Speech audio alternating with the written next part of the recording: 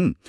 कधी असा विचार आलाय का मनात की जे देशातले सर्वात हुशार इंजिनिअरिंगचे विद्यार्थी असतात ना, जे सूत्रांवर आणि डेटावर अगदी डोळे झाकून विश्वास ठेवतात, हां. तीच सूत्र म्हणजे तेच अचूक गणित शेअर बाजारात मात्र पूर्णपणे कुचकामी का ठरतं? हो ना, हा खूप मोठा विरोधाभास आहे. अगदी. आणि एका इंजिनिअरने जेव्हा हे वास्तव ओळखलं, तेव्हा नेमकं काय घडलं असेल? म्हणजे बघा, जेव्हा एखादा पूल बांधायचा असतो, तेव्हा तिथलं गणित अगदी स्पष्ट असतं. बरोबर. तिथे वजन किंवा गुरुत्वाकर्षण आणि ताण या सगळ्याचा अचूक हिशोब केला जातो आणि तो पूल उभा राहतो. तिथे सगळं काही भौतिकशास्त्राच्या आणि गणिताच्या कठोर नियमांवर चालतं. म्हणजे जर अ घडलं तर ब होणारच हे तिथे 100% निश्चित असतं. अगदी बरोबर. इंजिनिअरिंगचं जग अतिशय निश्चित आणि काय म्हणतात त्याला नियमनीबद्ध असतं. तिथे मानवी भावनांना किंवा बाजारातील अफवांना कोणतीही जागा नसते. हं. पण शेअर बाजार किंवा अर्थव्यवस्थेचं तसं नसतं मुळीच. तिथे अ घडल्यावर ब घडेलच याची कोणतीही शाश्वती नसते. कारण तिथे एकाच वेळी लाखो लोकांच्या भावना, त्यांची भीती आणि हावटपणा काम करत असतो. हो. आणि म्हणूनच हा प्रवास अत्यंत रंजक ठरतो. आजच्या या आपल्या सखोल चर्चेत आपण एका अशा व्यक्तीच्या मानसिकतेचा आणि गुंतवणुकीच्या तत्वांचा अभ्यास करणार आहोत, ज्यांनी नेमका हाच विरोधाभास ओळखला.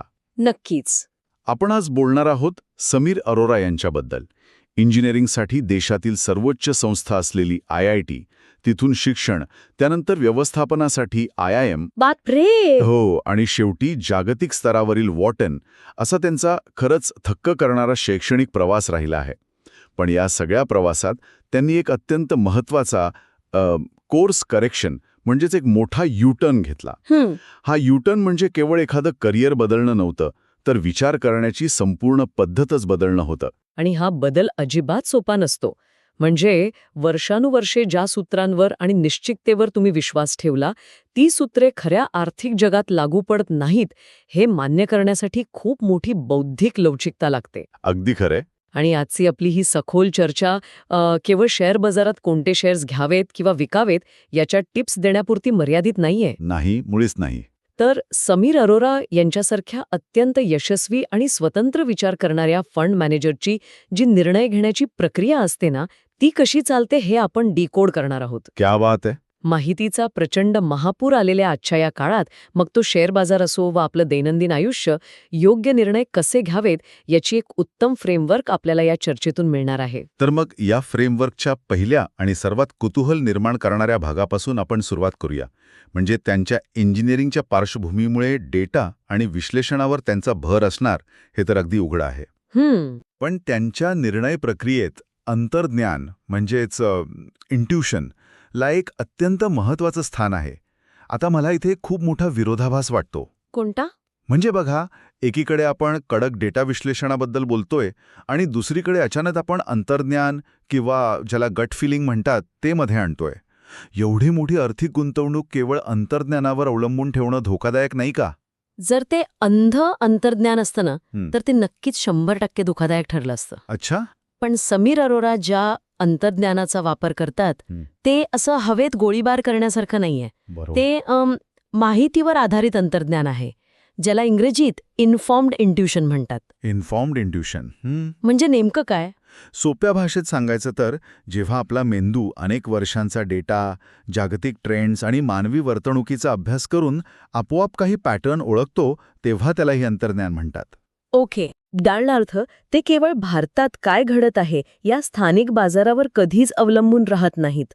अमेरिका आणि चीनसारख्या विकसित किंवा वेगाने वाढणाऱ्या बाजारपेठांमध्ये कोणती स्थित्यांतरे येत आहेत हे ते कायम पाहत असतात. पण एक मिनिट, म्हणजे अमेरिकेत जे आज घडतंय ते भारतात उद्या घडेल असा तो साधा सरळ तर्क आहे का? तसं वाटू शकतं. कारण मला हे खूपच साचेबद्ध किंवा सिम्प्लिस्टिक वाटतंय.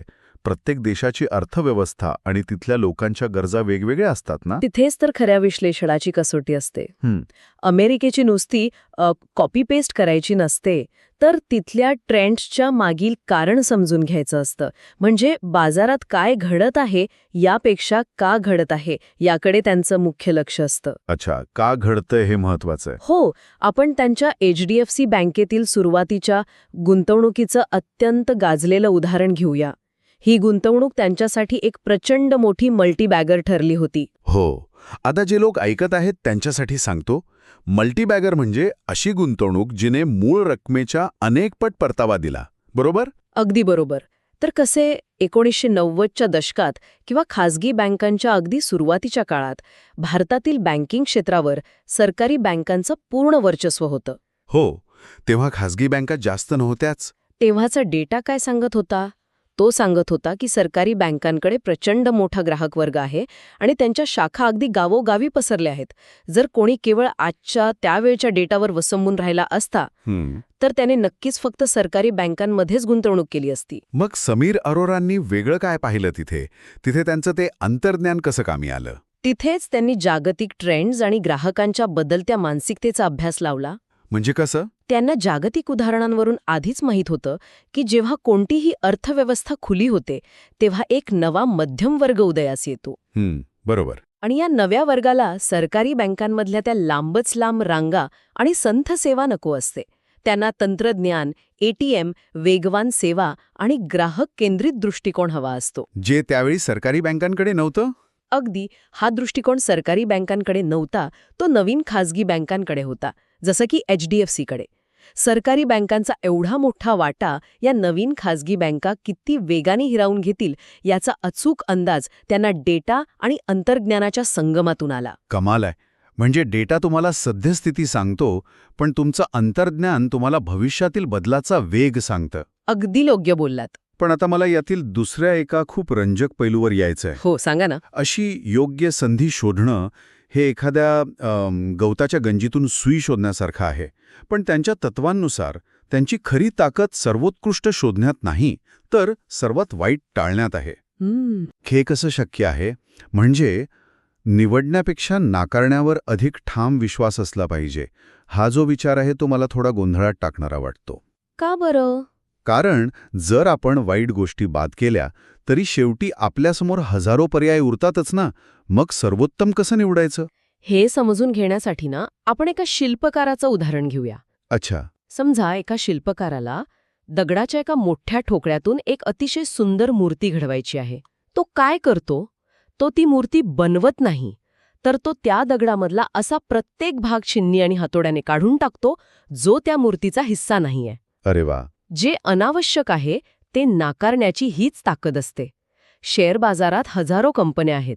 सर्वोत्तम कंपनी शोधण्याआधी ज्या कंपन्यांचा व्यवस्थापन किंवा मॅनेजमेंट लबाड आहे किंवा अकार्यक्षम आहे, ज्यांचा ताळेबंद म्हणजेच बॅलन्स शीट कर्जाने पूर्ण बुडालेला आहे किंवा ज्यांचा व्यवसाय भविष्यात टिकण्यासारखाच नाहीये, अशा 90% कंपन्या पहिल्याच झटक्यात कचऱ्याच्या डब्यात टाकणं अतिशय आवश्यक असतं. हे ऐकायला खरंच खूप तार्किक वाटतं. म्हणजे यातून गुंतवणूकदाराचा वेळ आणि पैसा दोन्ही वाचेल. पण इथे खूप मोठा तांत्रिक मुद्दा येतो. कोणता? तुम्ही अनावश्यक गोष्टी बाद करण्याबद्दल बोललात, पण गुंतवणूकदारांच्या जगात मूल्यांकन म्हणजेच व्हॅल्युएशनला अनन्यसाधारण महत्त्व आहे. हो, ते तर आहेच. विशेषतः PE रेशोला. आता जे ऐकत आहेत त्यांच्या माहितीसाठी अगदी सोप्या भाषेत सांगतो. एखादी कंपनी वर्षाला ₹1 कमवत असेल आणि तिचा शेअर 100 रुपयांना मिळत असेल तर तिचा PE रेशो 100 झाला. म्हणजेच ती खूप महाग आहे. बरोबर. आता बहुतेक तज्ज्ञ सांगतात की महाग शेअर्स नाकारावेत. मग समीर अरोरा अनेकदा या मूल्यांकनाकडे दुर्लक्ष का करतात? हा तर त्यांच्याच नाकारण्याच्या नियमाचा विरोधाभास वाटतोय मला. हा प्रश्न अत्यंत महत्त्वाचा आहे आणि इथेच सामान्य गुंतवणूकदार आणि एका दृष्ट्या फंड मॅनेजरमधला खरा फरक स्पष्ट होतो. कसा काय? हे बघा, PE रेशो हा कायम भूतकाळ किंवा वर्तमान काळ दर्शवतो, पण शेअर बाजार नेहमी भविष्यावर चालत असतो. अच्छा. जेव्हा एखादी कंपनी भविष्यात प्रचंड मोठ्या प्रमाणात वाढणार असते तेव्हा आजचं तिचं महागडं वाटणारं मूल्यांकन उद्या अतिशय स्वस्त वाटू शकतं. ते मूल्यांकना पलीकडे पाहतात कारण त्यांचं मुख्य लक्ष हे संधीच्या आकारावर म्हणजेच साईज ऑफ द ऑपॉर्च्युनिटीवर असतं. म्हणजे जर समोर 1000 कोटींची बाजारपेठ काबीज करण्याची संधी असेल तर आज ती कंपनी 10 कोटी नफा कमवतेय की तोट्यात आहे हे दुय्यम ठरतं. अगदी तसंच. आपण इथे ना भारती एअरटेलच्या IPOचं उदाहरण घेऊया. जेव्हा तो IPO बाजारात आला तेव्हा अनेक पारंपरिक गुंतवणूकदारांना तो खूप ओव्हरव्हॅल्यूड किंवा महाग वाटला होता. हो, मला आठवतंय. क्षेत्राच्या अर्थशास्त्राचा अत्यंत सखोल अभ्यास केला होता. टेलिकॉम क्षेत्रात फिक्स्ड कॉस्ट म्हणजे पायाभूत सुविधांचा खर्च सुरुवातीला प्रचंड असतो. म्हणजे टॉवर्स उभारणं, स्पेक्ट्रम विकत घेणं हे सगळं. हो, अगदी तेच.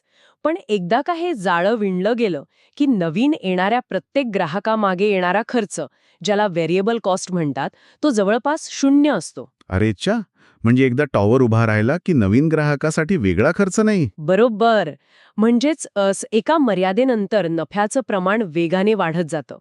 भारताची लोकसंख्या आणि मोबाईल फोनची भविष्यातील गरज पाहता ती संधी एवढी मोठी होती की सुरुवातीचं ते महागडं मूल्यांकन अजिबात महत्वाचं नव्हतं त्यांच्यासाठी. क्या बात है. आणि अगदी असंच काहीसं झोमॅटोच्या बाबतीतही झालं होतं ना.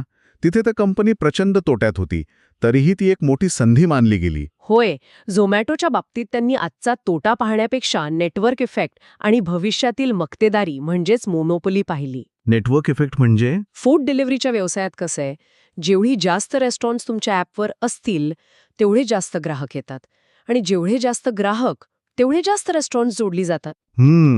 हे एक चक्रच आहे. हो, आणि हे चक्र एकदा सुरू झालं की नवीन स्पर्धकाला बाजारात येणं जवळजवळ अशक्य होऊन जातं. पुढे जाऊन या व्यवसायात फक्त 1 किंवा 2च कंपन्या टिकणार आणि त्या स्वतःच्या अटींवर नफा कमवणार, हे त्यांनी आधीच ओळखलं होतं. हे सगळं ऐकताना ना असं वाटतंय की त्यांच्याकडे भविष्यात डोकावण्याची एखादी जादूची कांडीच आहे. पण वास्तवात तसं नसतं मुळीच. तेच, एवढं सखोल विश्लेषण करूनही माणसाकडून चुका होतातच. आणि शेअर बाजारात तर एका बातमीवर सगळं गणित पालटतं. मग जेव्हा परिस्थिती त्यांच्या अंदाजाच्या अगदी उलट जाते तेव्हा ते काय करतात? कारण बघा, जेव्हा एखादा माणूस एवढा यशस्वी असतो, त्याच्याकडे इतक्या पदव्या असतात, तेव्हा स्वतःचा अहंकार बाजूला ठेवून माझी चूक झाली हे मान्य करणं मानसिकदृष्ट्या खूप वेदनादायी असतं. हाच तर त्यांच्या यशाचा सर्वात मोठा पाया आहे, लवचिकता. इंग्रजीत आपण त्याला फ्लेक्सिबिलिटी म्हणतो. अर्थशास्त्रज्ञ जॉन मेनार्ड केन्स यांचं एक अतिशय प्रसिद्ध वाक्य आहे, Wien the facts change, I change my mind. म्हणजे जेव्हा तथ्य बदलतात तेव्हा मी माझं मत बदलतो. समीर अरोरा अगदी याच तत्वावर चालतात. त्यांनी कोणत्याही शेअरशी किंवा स्वतःच्या जुन्या निर्णयाशी भावनिक जवळीक ठेवलेली नाहीये. शेअर्सच्या प्रेमात न पडणे हे बोलणं खूप सोपं आहे हो, पण करणं अत्यंत कठीण. नक्कीच कठीण आहे, पण त्यांनी ते करून दाखवलं आहे. कसं काय? जेव्हा भारतीय IT क्षेत्रातील मूलभूत परिस्थिती बदलू लागली, नफ्याचं प्रमाण कमी होऊ लागलं, तेव्हा त्यांनी जुन्या यशाच्या आठवणीत न रमता अतिशय वेगाने IT क्षेत्रातील आपली गुंतवणूक कमी केली. मी हा शेअर शोधला होता, तो पुन्हा उसळी घेईल असा खोटा अहंकार त्यांनी कधीच बाळगला नाही. पण त्यांच्या प्रवासात एक असा काळ होता जिथे त्यांच्याकडून एक मोठी सिस्टमॅटिक चूक झाली होती. 2008चं जागतिक आर्थिक संकट. हो. त्या काळात तर अनेक दिग्गजांचे अंदाज पूर्णपणे चुकले होते. होय, आणि 2008चा तो काळ त्यांच्यासाठीही एक खूप मोठा धडा होता. त्यावेळी ते बाजारात जवळपास पूर्णपणे गुंतवणूक करून राहिले होते. अच्छा, पैसे काढले नव्हते ना त्यांनी? नाही, कारण भारतीय कंपन्यांची कामगिरी तेव्हा खूप चांगली सुरू होती. त्यामुळे त्यांना वाटलं की बाजारात राहणं सुरक्षित आहे. पण त्यांच्याकडून एक मोठा अंधा बिंदू किंवा ब्लाइंड स्पॉट राहून गेला होता. कोणता? जागतिक अर्थव्यवस्था एकमेकांशी किती खोलवर जोडल्या गेल्या आहेत याचा त्यांनी पुरेसा अंदाज घेतला नव्हता. म्हणजे अमेरिकेतील जे सबप्राईम मॉर्गेज संकट होतं, जिथे अमेरिकन लोकांनी घरांचे कर्ज बुडवले, त्याचा फटका भारतात चांगला व्यवसाय करणाऱ्या कंपन्यांना का बसावा? कारण पैशाची तरलता म्हणजेच लिक्विडिटी ही जागतिक असते. जेव्हा अमेरिकेत बँके बुडू लागल्या तेव्हा परदेशी गुंतवणूकदारांनी जगभरातील शेअर बाजारांमधून आणि अर्थातच भारतातूनही आपले पैसे तातडीने काढून घ्यायला सुरुवात केली. बापरे. भारतीय कंपन्या चांगल्या होत्या, पण पैशाचा प्रवाह अचानक थांबल्यामुळे बाजारात मोठी घसरण झाली. तो खरोखर एक कठोर अनुभव होता. पण यातून शिकण्यासारखी गोष्ट कोणती? कारण मंदी तर कधी येऊ शकते ना. शिकण्यासारखी गोष्ट ही आहे की चुका न करणं हे तुमचं उद्दिष्ट असूच शकत नाही. उद्दिष्ट हे असलं पाहिजे की तीच चूक पुन्हा दोनदा न करणे. बरोबर. 2008 नंतर त्यांनी जागतिक घडामोडींचा स्थानिक बाजारावर होणारा परिणाम अधिक गांभीर्याने घ्यायला सुरुवात केली. त्यांनी आपला दृष्टिकोन अधिक लवचिक बनवला. आणि मला वाटतं या सगळ्यासाठी एका अत्यंत वेगळ्या आणि शांत मानसिक स्थितीची गरज असते. अगदी बरोबर. कारण जेव्हा बाजार कोसळतो तेव्हा भीतीपोटी लोक वाटेल त्या किमतीला शेअर्स विकतात. आणि जेव्हा बाजार तेजीत असतो तेव्हा फोमो म्हणजे काहीतरी सुटून जाण्याची भीती. त्यामुळे लोक महागडे शेअर्स घेतात. इथूनच आपण गुंतवणुकीच्या मानसशास्त्राकडे वळतोय असं वाटतंय. हो, कारण शेअर बाजार हा पैशांचा खेळ कमी आणि स्वतःच्या भावनांवर नियंत्रण मिळवण्याचा खेळ जास्त आहे. चांगली गुंतवणूक करण्यासाठी मन शांत असणं अत्यंत आवश्यक आहे. आपल्या मेंदूत अनेक जन्मजात पूर्वग्रह असतात, ज्याला आपण बायसेस म्हणतो, जे आपल्याला चुकीचे निर्णय घेण्यास भाग पाडतात.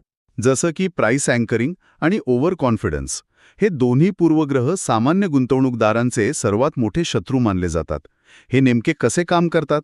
प्राइस अँकरिंग म्हणजे एखाद्या शेअरची जुनी किंवा सर्वोच्च किंमत मेंदूत अगदी पक्की बसणं.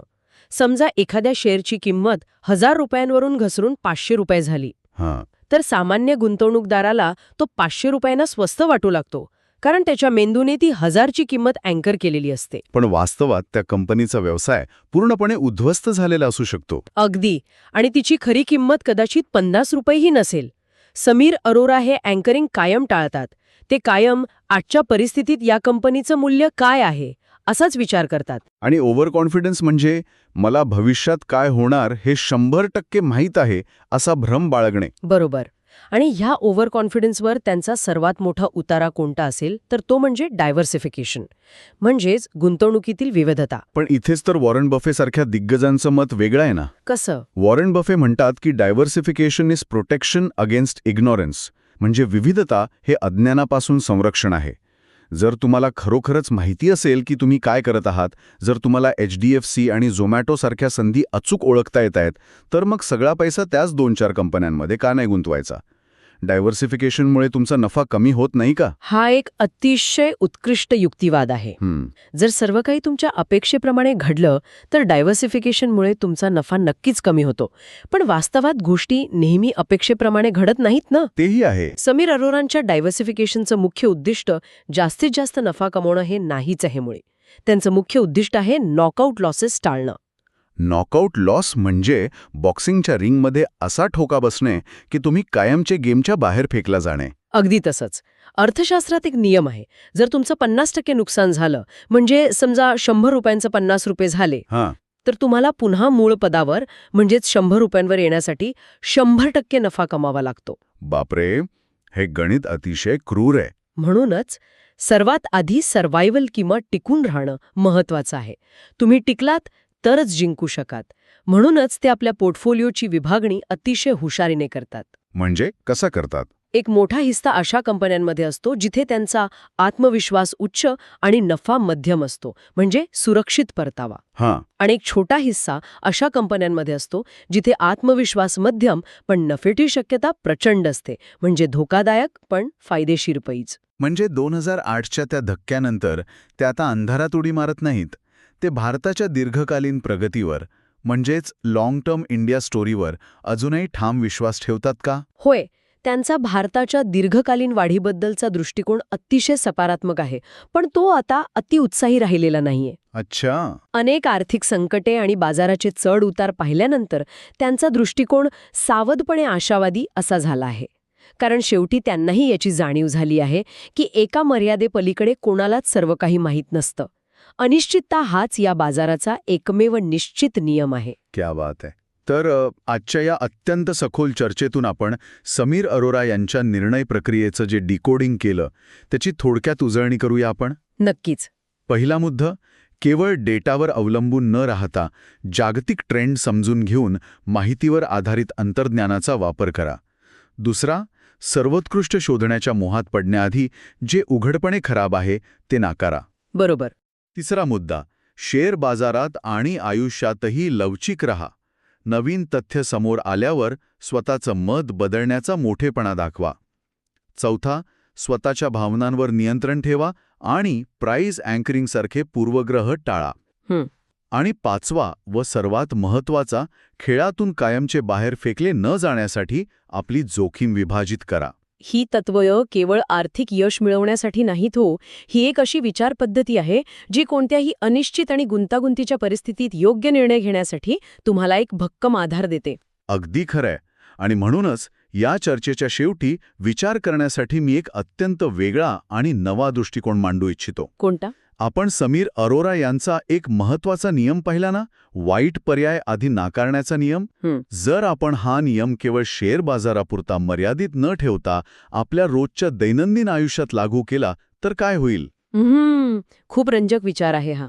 म्हणजे विचार करा, आपण एखादी नवीन नोकरी शोधत असू, एखादा महागडा लॅपटॉप किंवा फोन विकत घेणार असू, किंवा अगदी आयुष्याचा जोडीदार निवडत असू. बापरे. हो ना, अशा वेळी आपला मेंदू नेहमी यातील सर्वात बेस्ट काय आहे हे शोधून काढण्याच्या नादात प्रचंड गोंधळून जातो. पण याउलट जर आपण सुरुवातीलाच जे स्पष्टपणे चुकीचं किंवा वाईट आहे ते बाद केलं तर? म्हणजे चुकीचे पर्याय आधीच गाळायचे. अगदी. म्हणजे जी नोकरी तुमच्या शांततेचा भंग करणार आहे ती आधीच नाकारणे, किंवा ज्या नात्यात मुळातच आदर नाही ते सुरुवातीलाच संपवणे. जे उघडपणे टॉक्सिक किंवा चुकीचे आहे ते बाजूला काढले तर उरलेल्या पर्यायांमधून योग्य निवड करणं किती सोपं आणि तणावमुक्त होईल ना. नक्कीच, खूप सोपं होईल. सुरुवातीला आपण जसे इंजिनिअरिंगच्या अचूकतेबद्दल बोललो होतो तसंच हे आहे. आपलं आयुष्य हे एखाद्या ठरलेल्या सूत्रावर चालत नाही, तिथे अनिश्चितता असणारच. पण जर आपण चुकीचे रस्ते आधीच टाळले तर योग्य मंजिल गाठणे नक्कीच सोपं होतं. अगदी 100% खरंय. तर मग या नव्या दृष्टिकोनावर नक्की विचार करा. आपण पुन्हा भेटूया अशाच एका नव्या आणि रंजक विषयासह. व्हिडिओ आवडला असेल तर लाईक करा आणि अशाच युजफुल व्हिडिओसाठी चॅनलला सबस्क्राईब करायला विसरू नका.